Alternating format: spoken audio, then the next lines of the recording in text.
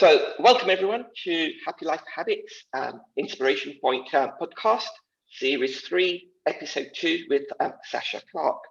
And this is a whole series, as we've shared before, is dedicated to women, International Women's Day and Mother's Day, which have all recently passed in the last week or so.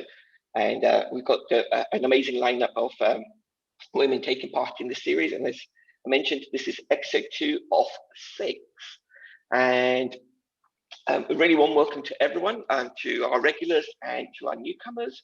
Really good welcome. I'm going to just share my screen and we will get sharing on that.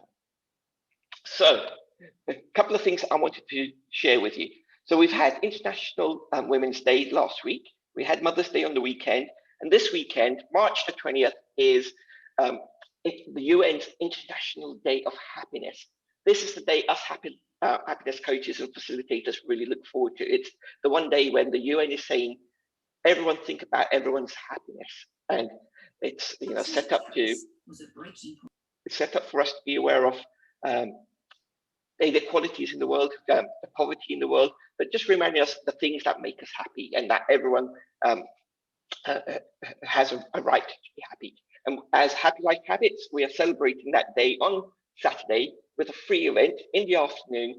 And we will have zones for laughter, for relaxation, for life after loss, and more. And it's an opportunity in an environment where we can discuss, share, express, explore, listen, and connect.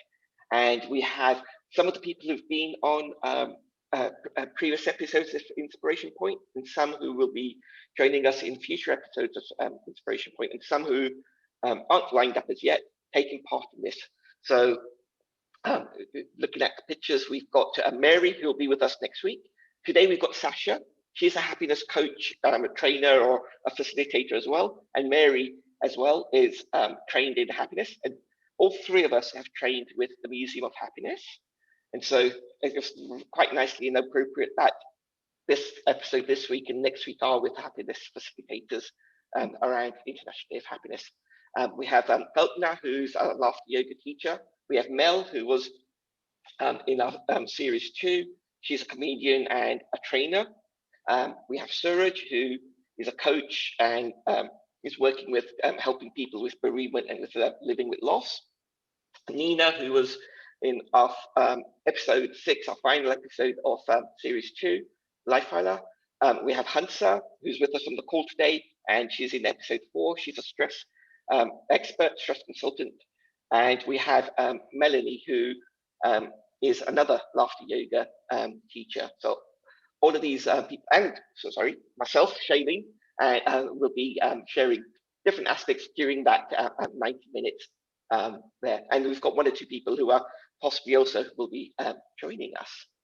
So that's something to look forward to. If you are interested, do get your tickets in the next day or 2, because there won't be any free tickets available on the day. So if it's something of interest, please do make sure you get that sorted in the next day or 2. Our tickets are available. And another exciting thing is on the Sunday, an organization called Healing Our Earth is where I'll be speaking about the science of happiness. So details will be on the website, and look forward to those of you can join on that as well. So as usual, what we like to do is start our session by asking, using a scale of 0 to 10, but not using the number 7, but allowing fractions and decimals at this point in time, right now, on that scale, how happy do you feel? And remember, your scale is different to everyone else's scale. Your numbers are unique to you. And if you're comfortable sharing your numbers, drop them in the chat. And the purpose of this is really just for us to take a checkpoint to see where we are and to see how we are feeling.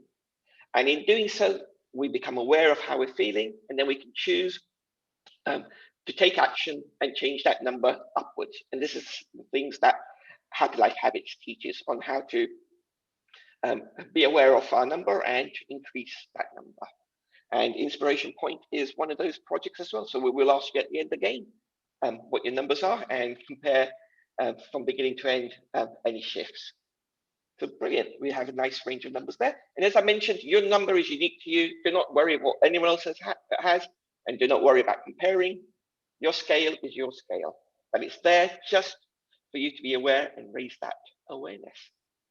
So the ground rules are, this session will be recorded. We ask you to keep your mobiles on silent for the duration. We ask you to stay on mute. We ask you to switch off your videos when the interview section starts. And then when we come to the Q&A, you can switch your videos on. You can ask questions via the chat or directly.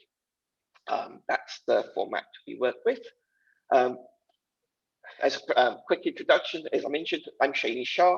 I'm a happiness coach trained in the science of happiness, and through Happy Life Habits, positively impacting people's happiness and well-being levels. And Inspiration Point Podcast is one of the projects we are using, and it's here to inspire, create a positive environment and show the steps ordinary people have done where they've done that little bit extra, which makes them extraordinary. And this is them sharing their journeys, their challenges, turning points, their daily habits, and learning through personal development, happiness, and spirituality. And as we listen to each episode, you will recognize aspects that the person is sharing, which will relate to you, but you'll also might recognize or get insight into things that maybe you weren't thinking of or aware of, which will give you some ideas to work with for inspiration, positivity, and hope. The structure of the sessions is based on 9-10 questions, same questions each week, different answers, but a commonality there. And it's what makes us happy, what you're currently doing that inspires you, what's your journey been, challenges, major turning points, and so forth. And as the questions are asked, think about what your answers are for those questions as well.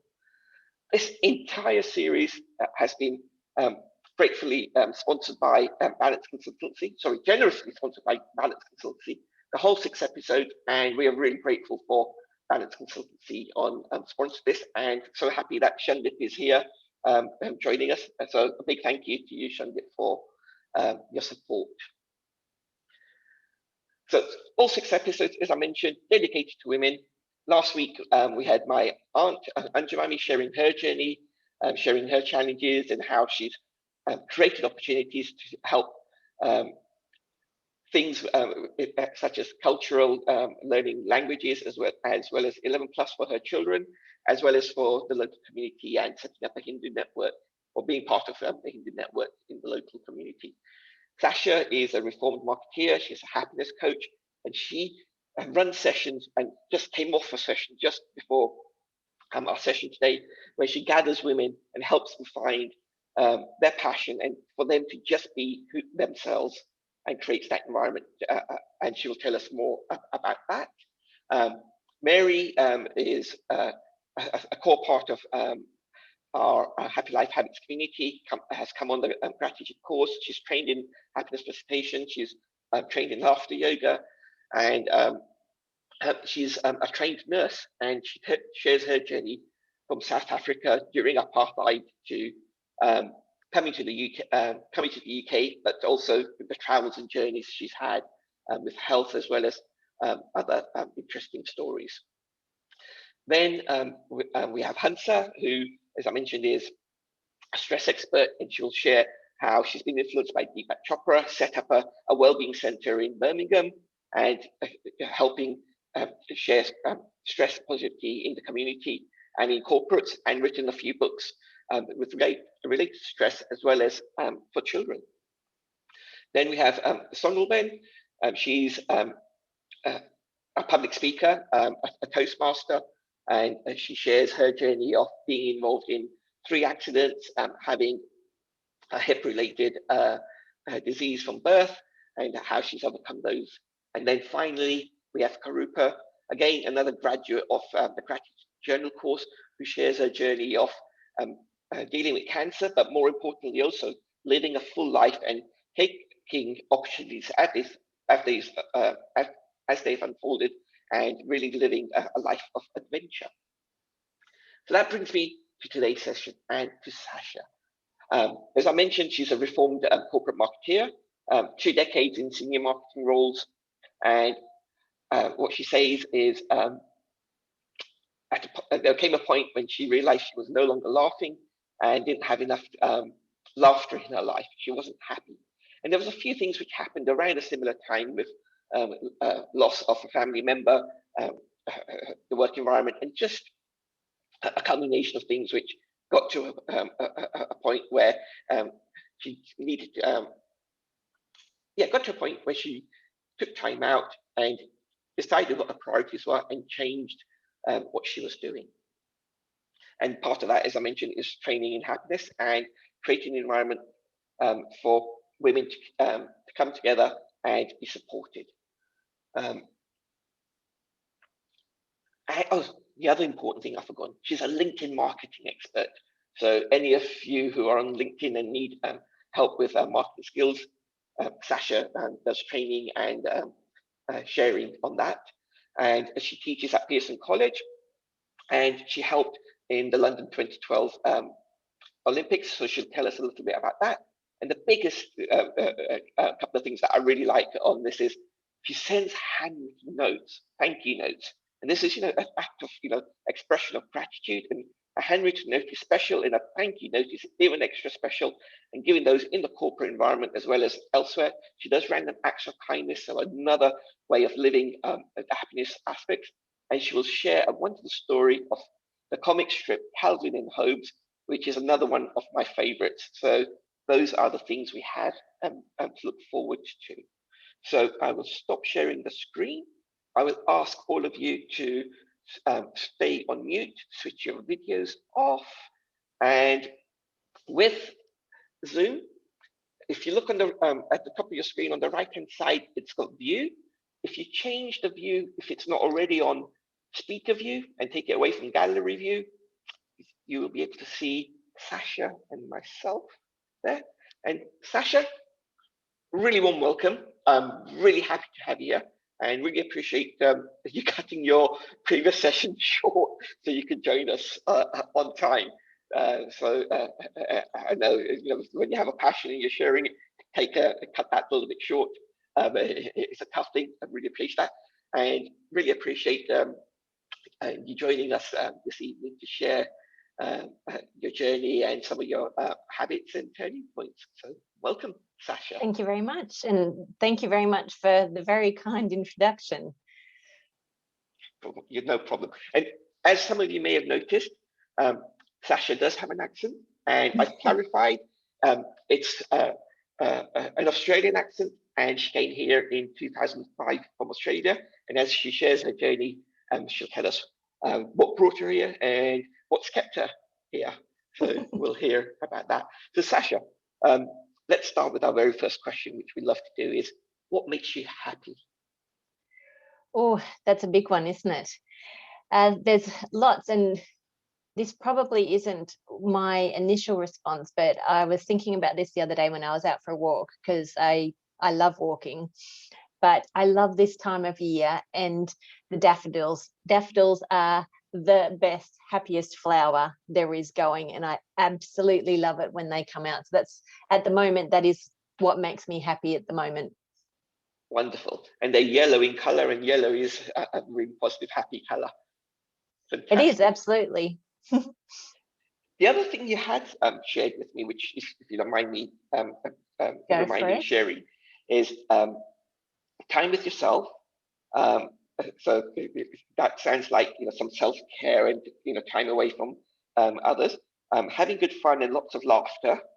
And tied to that is Calvin and Hobbes. And you also mentioned to me that you're a reluctant convert to meditation. I was wondering if you're going to bring that up. Yes. So time by myself, naturally, if I was to do a personality test, I always come up on the introverted side of things. So it wasn't something that I naturally was aware of, funnily enough, until I started having to do those personality tests in the corporate world. And it started to make sense why I really enjoy public speaking and I absolutely love being with people, but I always need that that time by myself for recovery and regrouping. So it is one of the things that it makes me happy, and it also keeps me level and sane, so to speak. In terms of the meditation, yes, I reluctantly came to meditation through the happiness facilitation course through the Museum of Happiness, and my reluctance is, I suppose, part and parcel of my personality. I'm very pragmatic. I'm an optimistic person, but I'm what I call a pragmatic optimist. And for me, studying something like happiness was a very un-Sacha thing to do, because on the surface level, it seemed like something that was quite woo-woo, and I'm not at all a woo-woo person. I'm very much about the practicalities and science. And as you'd know from your experience and the work that you do, the happiness work that we engage with and we learn through Museum of Science is based on science. And the attractiveness of that for someone like me was absolutely immense. But I went in not expecting that. And I went in quite resistant to things, particularly meditation, because even though I'm introverted and I need that time by myself, I do find it difficult to stop. And I'm still learning that the technique, but it is something that I do every single night now, as well as I practice gratitude.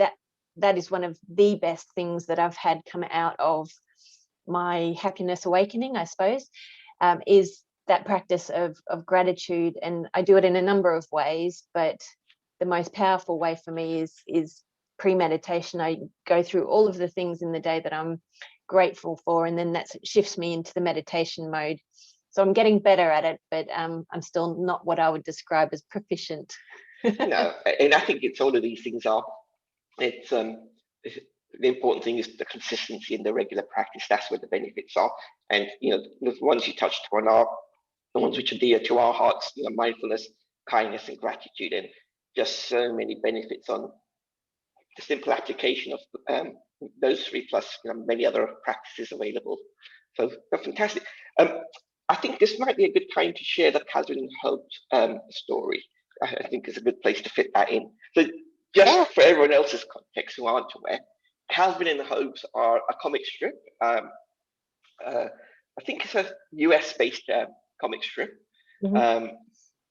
It's been around for 20, 30 years. It's about a boy who's maybe 6 years old, 5, 6, 7 years old max, and his pet stuffed tiger called Hobbes, and the journeys and they have. But their view on life and some of the messages they come out with are just so spot on. So yeah, do you want to tell us a bit more about your experience of Calvin and Hobbes? Well, it's a funny one, isn't it? Because you and I met on LinkedIn because I was using Calvin and Hobbes in some of my posts, and I'd grown up with Calvin and Hobbes. It was something that my brother and I shared, and my brother introduced me to it, and it was one of those things of childhood that was just wrapped up in so many fond memories, as well as the fact that the comic strip is, personally, I find it hilarious, and it's full of insight and adventure and excitement, and I absolutely adored it. But as I grew up and did all of the things that you do in life, I'd forgotten about it, to be honest. And funnily enough, I had done my happiness facilitation course. What had brought me to the happiness facilitation course was a number of things, but toxic workplace, very, very unhappy at work. I'd also had a number of other things happen, which we'll probably talk about a bit later. But I'd left my corporate job. I walked away on my own terms, but after 20 years in the corporate world, I sort of found myself with this newfound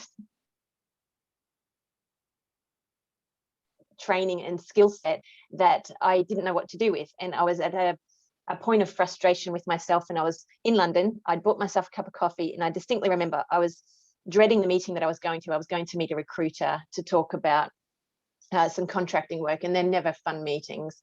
And I was just fundamentally sick and tired of myself. I was in my head, and I was tired of the churning that was going on. And I was too early for the meeting, so I was having my coffee and it started raining and I was just feeling fed up, and I turned around and I was in this street that I would not normally be in, and I was far enough away on purpose from the recruiter's office that I couldn't go there for shelter. And then in front of me was this, I mean, it's a beautiful building. It's at the back of Tottenham Court Road. There was this amazing window, and it's an Oxfam bookshop, and the entire window was filled with Calvin and Hobbes annuals, which are, for those who don't know the comic strip, they're these really thick books that are full of almost like an entire season and year plus worth of comic strips of Calvin and Hobbes. So I turned around and it was like, you know, that kind of moment with this light shining out of this window and this comic strip, and it was beautifully merchandised. So I went into the shop and I asked the young girl behind the counter if I could have a look. And she turned around, and I kid you not, she was wearing a Calvin and Hobbes shirt. And she was actually from Canada. And she was like, oh, yeah, of course, help yourself. She said, actually, they're my personal collection. And I was like, oh, my gosh, you know, are they for sale? And she said, yes, I'm needing to clear stuff out so I can pack to go back home. And I've kind of had to be a bit ruthless because I'm wanting to take stuff back from the UK. I spent 45 minutes in that shop, and this girl just let me happily peruse these comic strips, and I had to make myself just purchase one. I was like, I can't walk out without one. And it sits above my desk, and I open it when I need a bit of inspiration. And for those of you who do like Calvin and Hobbes, or you're interested in it, have a look on my LinkedIn feed, because once a week I use one of the comic strips because I absolutely adore it. But it was one of those moments where you rediscover something that just, it's so simple, but it gives you so much joy. It was amazing. And then when you and I were having our introductory conversation, it's how you and I started chatting as well, which was just one of those kismet things. Yeah, no, it's an amazing connection that Calvin Hobbes has managed to do.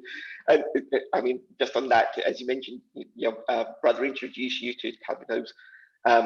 Two of the people who came on the episodes previously, my cousins Ajay and Niraj, and Jonathan, they introduced us to Calvin Hobbes, and so yeah, very much connected in that way. Brilliant. Oh, brilliant. So what are you currently doing that inspires you?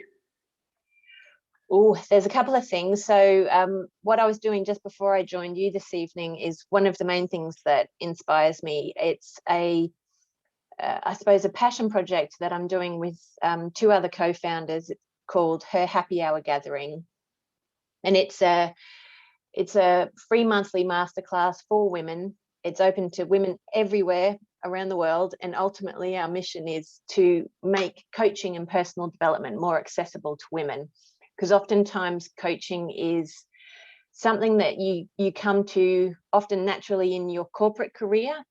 But it can be quite elitist, and it can be quite a distance type self-development tool, if that makes sense.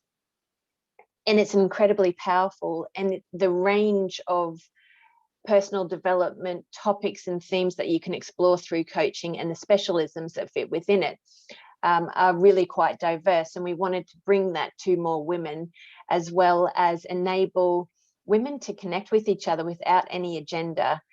It was one of the things that I'd always been looking for in my corporate career locally, not being from the UK, trying to meet other women when you're working full time. I have two small kids. I wasn't often at the school gates. So finding that sort of social network is really tricky, and networking never sort of sat right in terms of that kind of connection, because it's overly masculinized and hard sales, and I never respond very well to either of those things. So when I left corporate, it was one of the things that I set up, and it's fabulous. It's great fun, but it's also, from a selfish point of view, I get to find answers to things that I'm struggling with or problems that I need to solve. And the benefit of that is I kind of figure if I'm struggling with it, there'll be other women out there that are struggling with it too. So I get to pay it forward as well as benefit from the insight that we get from our diverse panel of coaches that we have on each month. Fantastic. Now that sounds really great, and I really like the purpose of the intentions behind it. Thank you for that. So that's what you're doing now. What's been the journey to come to that point? This, I guess, is the big question, and some of the challenges and turning points, and how you overcame those. Okay, so I suppose the potted history of what brought me to the UK. I grew up in Australia. I'm from Brisbane in Queensland, so very hot, very humid. I met my husband, who then was one of my flatmates at universities. Once we got married, we've been together a long time, we realized we never traveled. So we promptly sold all of our furniture and rented our house out, and came over here with the intention of being here for 2 years. 2 years very quickly turned into 3, and then that turned into 5 and a little boy. And then we realized that we didn't really have any intention of going back to Australia. And my daughter came along.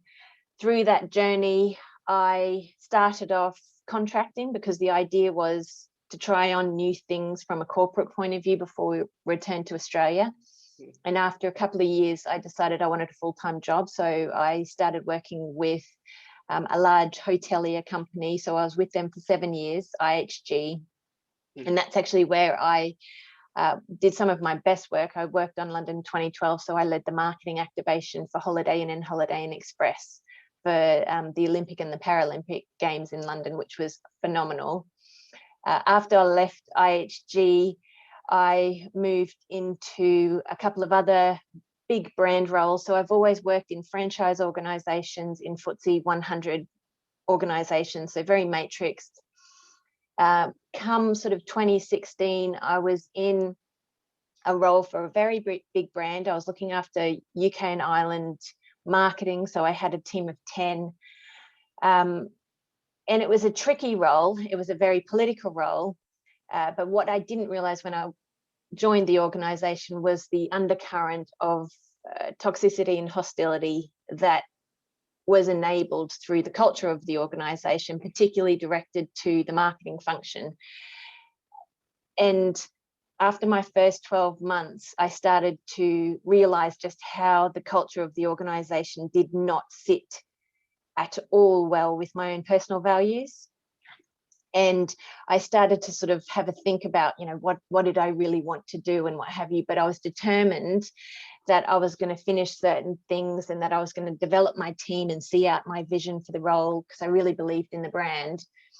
But come that Easter in 2017, we got a phone call, and my brother-in-law, who is the youngest sibling of my husband, had passed away very, very suddenly. And it was one of those moments which, as an intelligent person, you kind of think that you don't need, but unfortunately they tend to be those big moments of shock or grief or significant impact of change that makes you stop and take stock of where you are and actually what you want. And my husband had to go back to Australia for a month to be with his family and be there for the funeral. We decided it was best that I stayed with the kids here because it wasn't an environment where the kids should be, because Australia for them is holidays and fun and all of that sort of business. So he was away for a month and I had a lot of time to reflect. I didn't really think I was reflecting at the time, to be honest. I was just trying to hold it together. And by the time he came back, I'd kind of come to this realization that I was doing everything wrong. Like everything was the wrong way around. And I remember him coming back, and one of the first conversations we had, I was like, what the hell are we doing? Like, I'm stressed at work. I'm constantly worried that I'm going to forget something either for the kids or for work. I've got this gnawing anxiety about going into work? Am I going to be yelled at? Am I going to be sworn at? Is my work going to be respected? Am I going to be jeopardized because of some of the decisions that I'm having to take responsibility for? All of this sort of stuff, and ultimately going, what the hell are we doing? It's not worth the paycheck. And the last thing I said to him was, and do you know what? I am absolutely fed up with the fact that I don't laugh anymore. Like, that is fundamentally wrong. And it's not me. Like, I've lost that bit of me. And I said, I've got to go and find it. And as luck would have it, I stumbled across the Museum of Happiness via a random TED link, of all things. And went down the rabbit hole, and I came home and announced that I was going to go on this training course, which meant I was away for several nights, which was brilliant because my introvert kicked in, and I was like, oh my gosh, I can do learning and I can be by myself, and then in the evenings I don't have to talk to anyone. And I did, and I absolutely loved it. And I came back with a plan and energized, and I saw out probably another 6 months with that company, but it meant that I could actually strategically plot my exit. And I was lucky enough to have a coach at the time too, who was phenomenal in helping me move my way through that, and also move my way through the grief, and come out the other end with a bit of an idea of what I wanted to do. And that's when I sort of came out of the job, and I left corporate, and I announced to my husband that I'm going to do my bloody darndest to not go back to a 9-to-5 corporate role. I will work for corporates, but I won't work in corporates. So I still do contract work in marketing, because marketing is one of my passions, and I absolutely love it. But having that freedom to explore other things, I stumbled on other passions. So you mentioned that I teach at Pearson College. That literally was a cup of coffee with a brand new contact, and I was offered a freelance tutor role with them in marketing. So I was like, yeah, I'll give it a go. I'm not a teacher, but it's adults. How hard can it be? And I love it. It's fabulous because there's no politics. It means I'm contributing to the future talent of my industry. And at the same time, selfishly, it validates the stuff that I know, but you forget and you don't appreciate about the experience that you have. And the other piece that came out of it was that I wanted to help people. I wanted to be in service in some way, in particularly for women. And that's where her happy hour gathering came about. And the other piece that you mentioned in terms of the LinkedIn, that came about because I realized the irony of the fact that I'm in marketing, but I hate social media. However, I have a lot of time and appreciation for LinkedIn because it is such a productive platform, and because the bedrock of it is very much around the professional side of your persona, so what you do for work, that really resonates with me. So I started to explore what I wanted to do on LinkedIn, and it led me to sort of, some people call it mentoring. I tend to refer to it as a muse. So I like to get people to a point where they're confident to write and create their own content, because I think people are better at telling their own stories themselves and having someone else do it for them. And for me, it was a bit of a lights on, a bit like teaching. I was like, oh my gosh, I really enjoy this, and it's creative, and it lights me up. So those sort of three things together have become a bit of a portfolio for me, which is a new beginning, if you like, in terms of what I do and how I stay happy. No, that's brilliant. And it's good you've been able to identify what things which, bring you joy and to light you up, and be able to put time and energies into those. And I think more and more this portfolio kind of career or things growing. I think as people are finding that they aren't maybe able to do their passions, and then wanting to do those passions and being able to then juggle, the corporate work, do the passions, and maybe leave the corporate work and focus on the passions and have a variety of passions. So yeah, I can resonate with that. So fantastic. I'm just going to highlight one thing at the moment for everyone. So you mentioned about the death and the loss and the grief.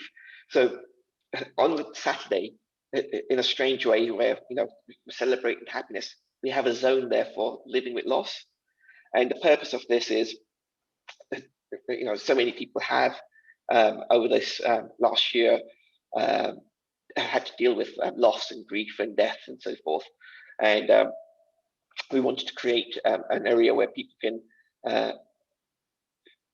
come together and look at it with a positive angle. And as I mentioned, my friend Suraj is fantastic at this, and I'll be in that space for a little while with sharing my learnings of loss and so forth. So if anyone has over recent times or even in the past dealt with loss and wants to share either how they've been supported and worked through it, or if they need support and so forth, then there is an environment there on Saturday to do that and have some conversations regarding it. Excellent. So the next one is about your daily habits and routines that support you. So you've touched upon a couple of these earlier, but what would you like to say on that, or maybe even re-emphasize or reiterate on those and how they help you? Yeah, sure. Well, movement, I mean, it's a no-brainer, but it has incredible impact on mental health and physical health as well. And for me, that's walking and Pilates. And I try to do the combination, if not every day, the majority of the week, because it means that I'm pain-free, and it also means that I've got that opportunity for connection, and also start to appreciate how your brain works better, because you need those natural breaks in the rhythm of how we function as human beings. And one of the best ways to do it is to do it through movement. So they tend to be my two staples.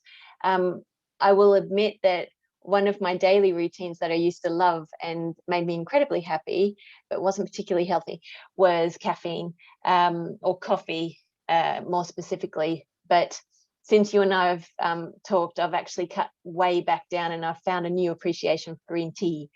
But just I think the thing that attracted me to coffee, but it also attracts me to green tea, is that meditative element of making it and the ritual that can go into it.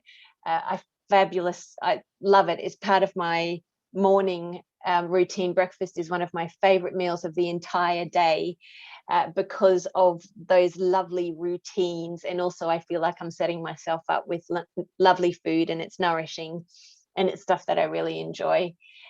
Other than that, I've already mentioned, I practice and try to persevere with meditation daily, and my gratitude list, but also I try to at least weekly send a note. You mentioned that in the introduction. And part of that, it was actually something that started before I did my happiness training, because it was an element of personalization that I could bring into the corporate workplace. And it was a more human way to recognize people, which I found lacking in the corporates that I was working in. So I would write thank you notes and leave them on people's desks randomly. I became known for it, actually. And it's something that I've kept up. So I'll drop them off to friends, or send them to family and neighbors and things like that. And it feels good, because how you feel when you get a piece of lovely post through the mail. And now that we've got so much technology at our fingertips, we very rarely get that tangible expression through the post. And I think it's really important, and it makes me feel good doing it as well. Yeah, and that for sure. And I know when I've received handwritten thank you cards or letters and that, and also when I've given them out, it's a double benefit, because there's the joy of remembering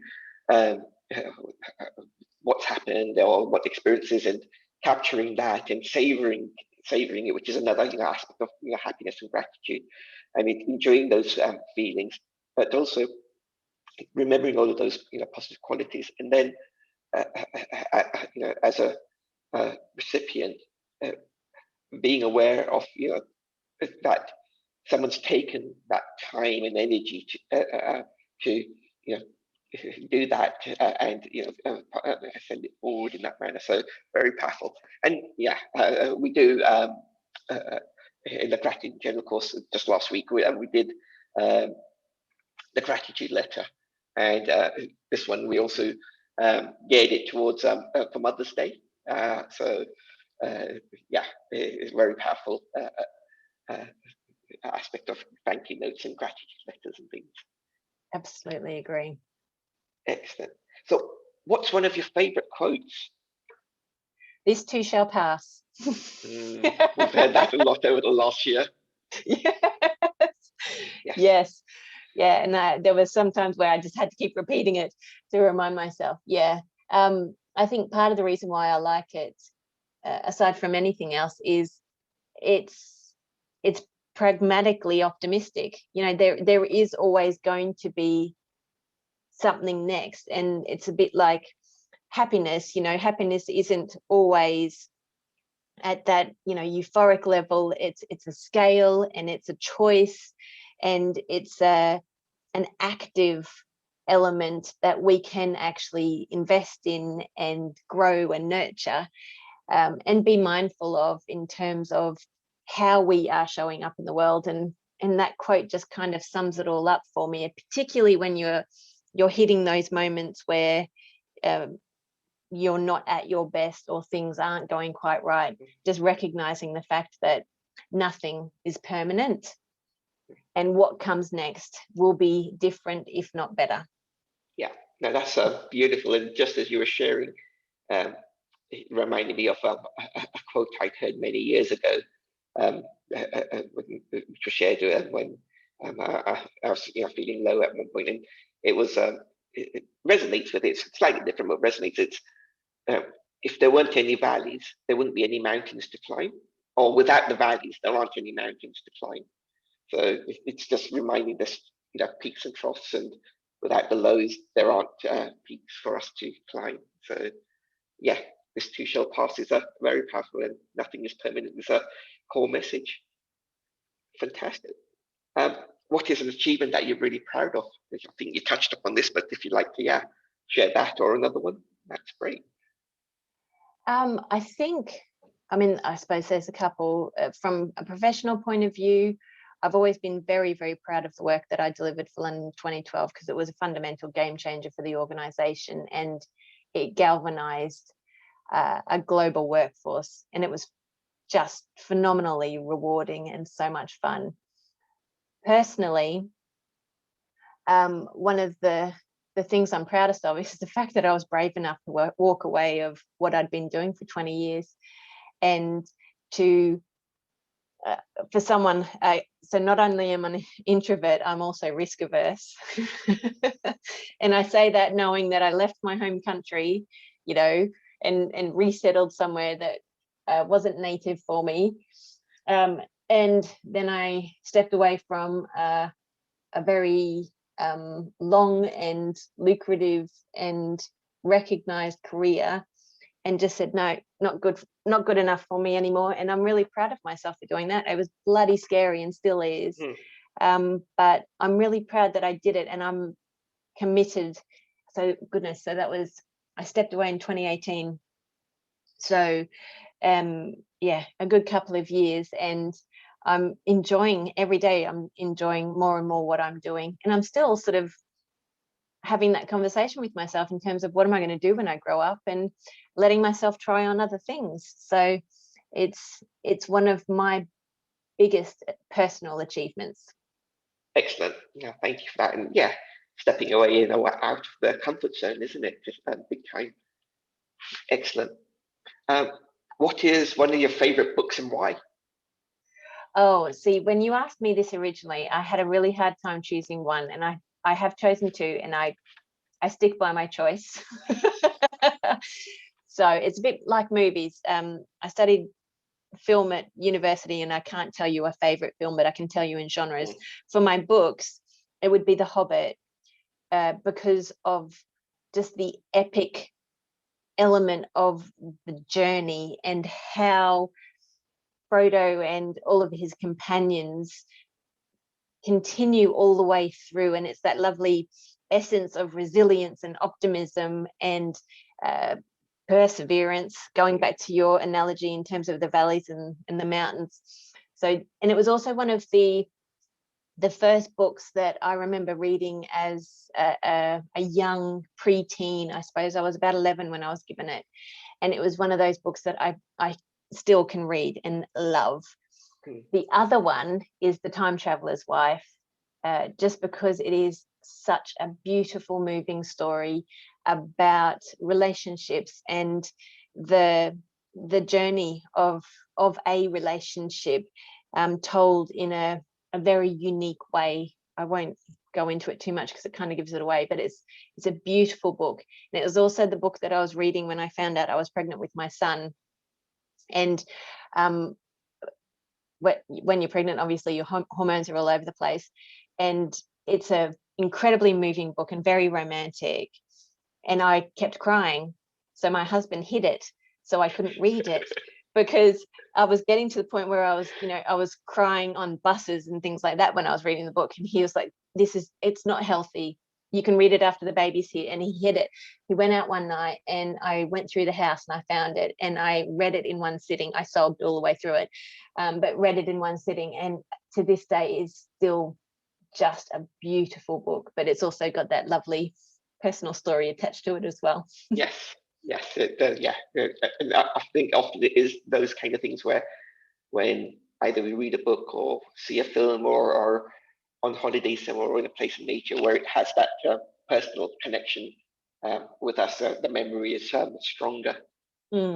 Fabulous. Okay, The Time Traveler's Wife, that's one I'm going to mark to check out. And interesting. Great. What did you learn from your parents?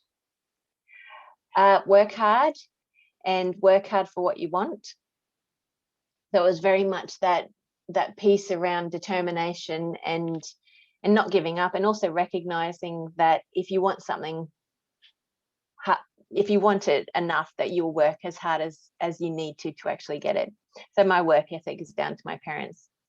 Fantastic. Wonderful. And the last, main question is, who or what are your inspirers?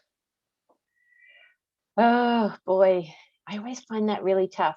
I'm going to be a bit cliche and say my kids.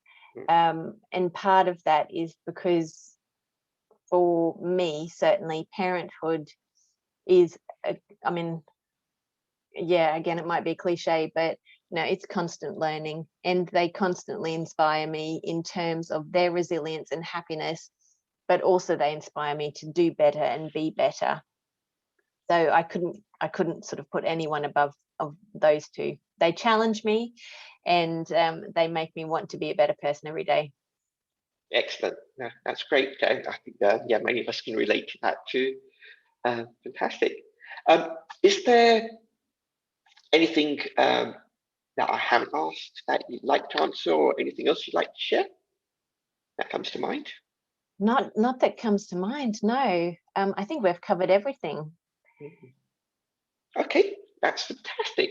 So this is the point where we say, to the audience, if you'd like to ask any questions, take a moment now to think about it. Drop your name on the chat or drop your question on the chat, and we can open up and ask Sacha any questions regarding any of the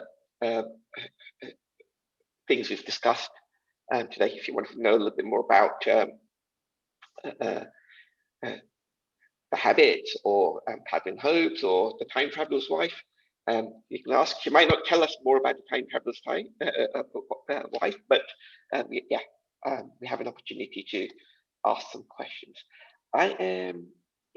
Let's open up and ask if anyone has any questions. While you are thinking of your questions, I'm just going to share my screen again and just share a couple other bits of information. So, oops. Can everyone see the screen? Okay. Yeah. So, if you have any questions you'd like to ask, please drop them in the chat, or drop your name in the chat and we can ask. At the beginning, we asked the scale of 0 to 10, how happy you are.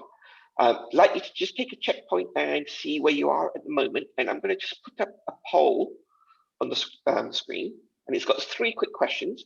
So first one is your happiness level at the end of this event compared to the start, the higher, the same, or less? Second question is, would you recommend Happy Life Habits Inspiration Point podcast? Yes, no, or not sure. And do you know anyone who may be good to take part in a future episode? So this is series 3 at the moment, and we can work and plan series 4 once we have a good pool of people who'd like to take part. So those are the things there. Okay, I'll just give you a couple more minutes. Half of you have managed to answer. Just give another minute or 2 on that. And again, if you do have questions, please let us know, and we can ask Sacha. And it can even be, regarding LinkedIn, if we've got the opportunity to tap into some of that knowledge as well. I can, I'll pop up, if anyone wants to link with me in LinkedIn, I'll pop up my profile, because my name isn't spelt in the traditional female way. So perfect.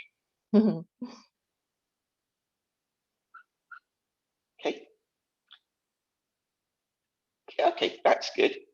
Okay, I'm going to end the poll. It's reassuring to know no one is less happier than from the beginning, and quite a few are a lot happier, so that's great. Thank you all for that on there. So okay,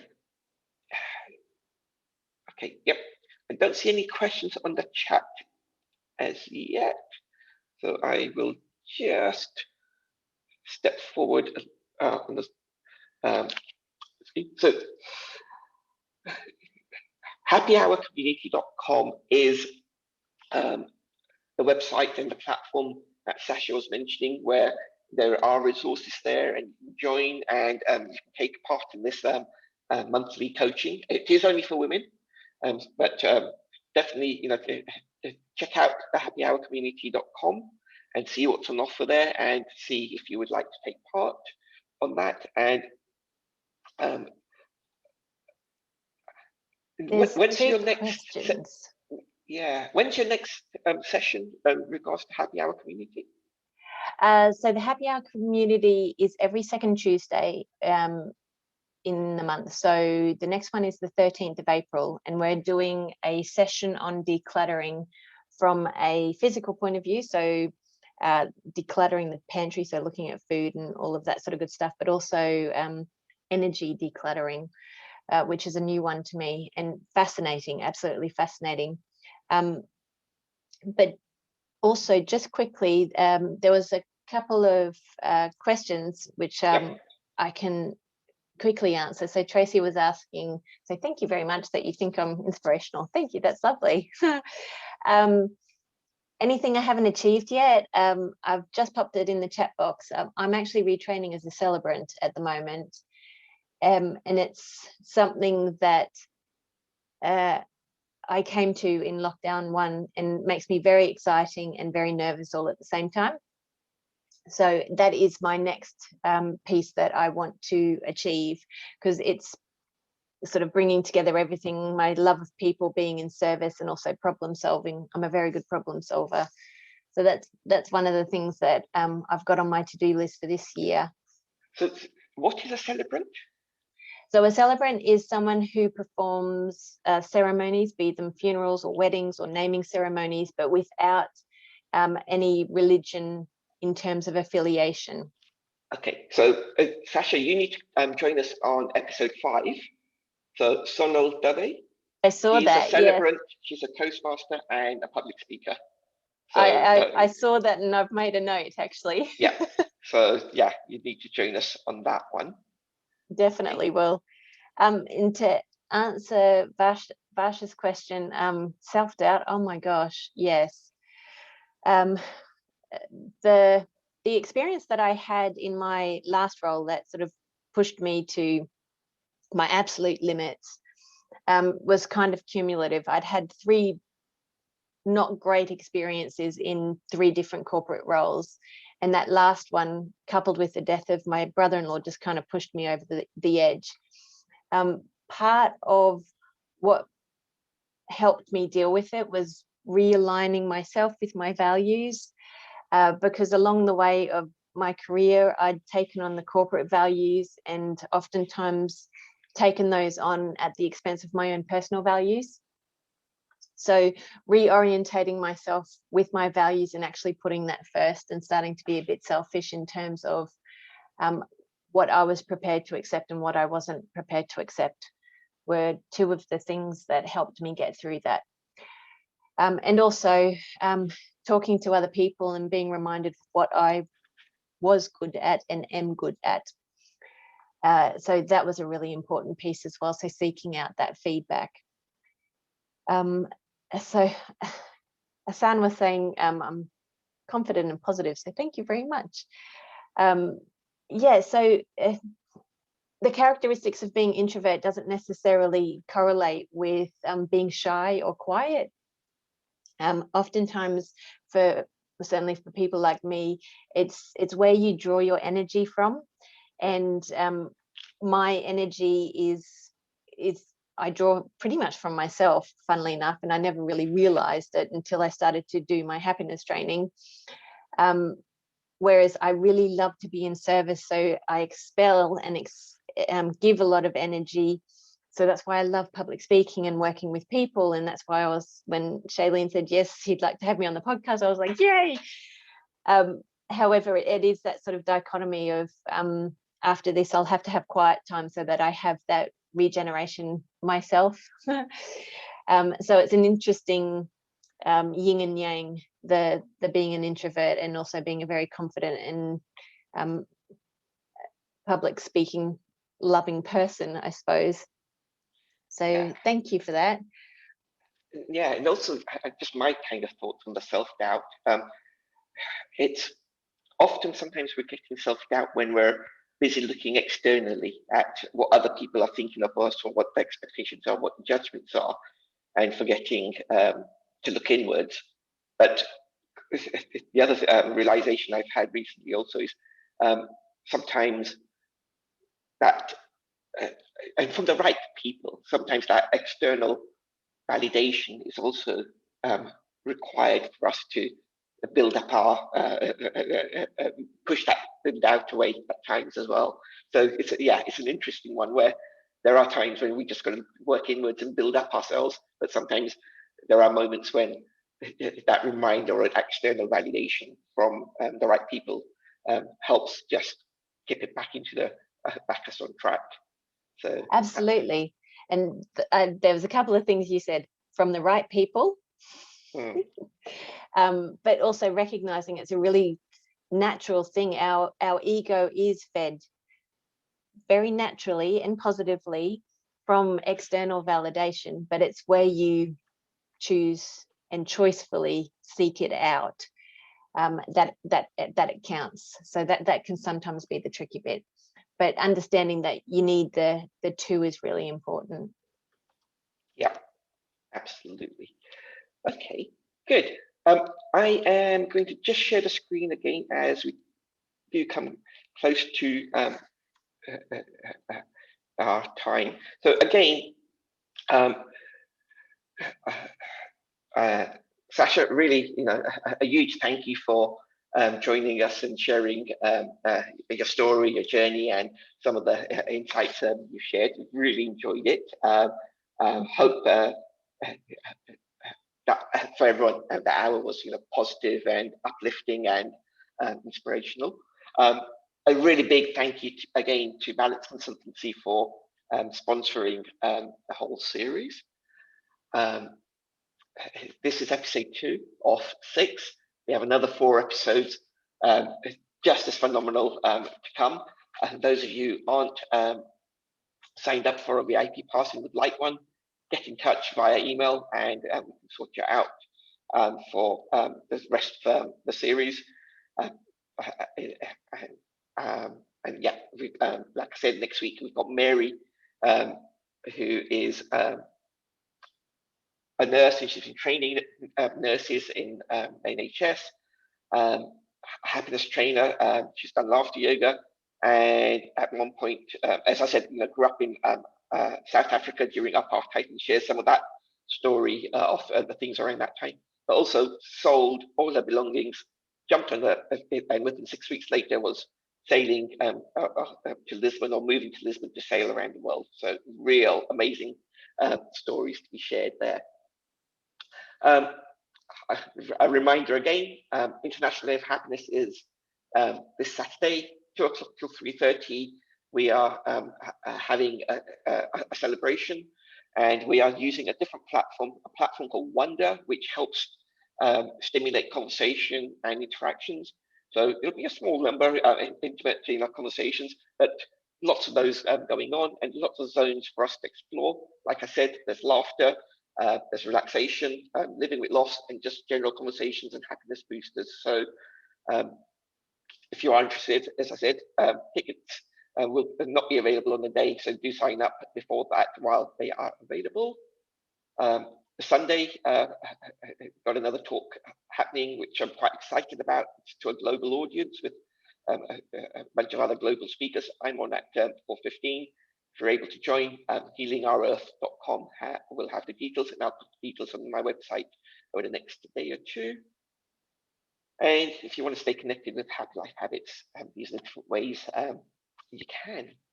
And that brings us to the end. And really just to say a huge thank you to everyone for joining us. A huge thank you to Sacha. Those of you who are do have the VIP passes, you can just go ahead and book all the remaining episodes. You don't need to wait each week, and you can just book them all straight away. Just take a minute to do that. And those of you who've joined us for the first time, do reach out. Let us know how you found it, and if you have any feedback, I appreciate that. So that is it. So see all of you next week, and see as many of you as possible on Saturday / Sunday. Take care. Thank you all. Bye-bye.